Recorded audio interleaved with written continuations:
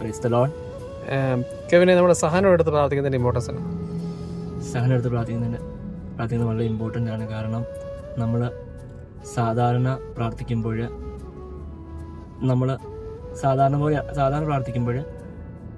നമ്മളൊരു വില കൊടുക്കുന്നില്ലല്ലോ.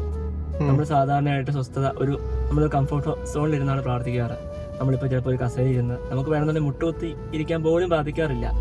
പക്ഷേ ഉണ്ടല്ലോ, നമ്മൾ ഒരു വ്യക്തിക്ക് വേണ്ടി സഹനമെടുത്ത്, ഉദാഹരണം പറഞ്ഞ് നമ്മൾ ഒരു വ്യക്തിക്ക് വേണ്ടി കൈ വിരിച്ച് വെച്ച് പ്രാർത്ഥിക്കുകയെന്ന് വെച്ചോ, വ്യക്തിക്ക് വേണ്ടി കൈ വിരിച്ച് വെച്ച് സഹനമെടുത്ത് ആ സഹനം കാഴ്ച വെച്ച് പ്രാർത്ഥിക്കുമ്പോൾ ആ വ്യക്തിക്ക് ഇടമേൽ ദൈവകരണം ഒഴുകപ്പെടുകയും മാനസാന്തരം ഉണ്ടാവുകയും ചെയ്യും. നമ്മുടെ സഹനങ്ങൾക്ക് അതും അത്രമാത്രം വിലയുണ്ട്. ആ സഹനങ്ങളെല്ലാം കർത്താവ് ആഗ്രഹിക്കുന്നത് ആത്മാക്കളെ രക്ഷിക്കാൻ വേണ്ടി കാഴ്ച വെക്കണമെന്നാണ്. അതിനുള്ള കൃപയ്ക്ക് വേണ്ടി നമ്മൾ പ്രാർത്ഥിക്കുമ്പോൾ ആത്മാവ് വഴി ആ കൃപ നമുക്ക് തരികയും ചെയ്യും.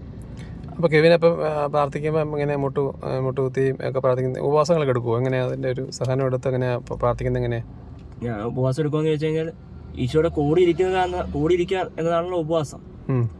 അങ്ങനെയാണ് കൂടുതൽ ഉപവാസം എടുത്ത് പ്രാർത്ഥിക്കാറുള്ളത്. പിന്നെ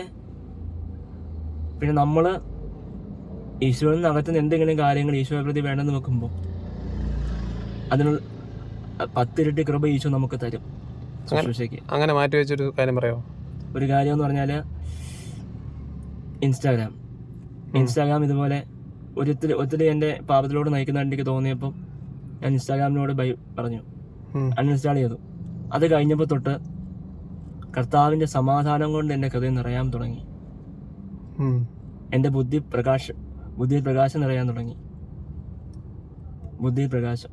അപ്പോൾ നമ്മൾ ഒരു കാര്യം ഈശോയ്ക്ക് വേണ്ടി ഉപേക്ഷിക്കുമ്പം അവിടെ കൃപകൾ നിറയും അല്ലേ?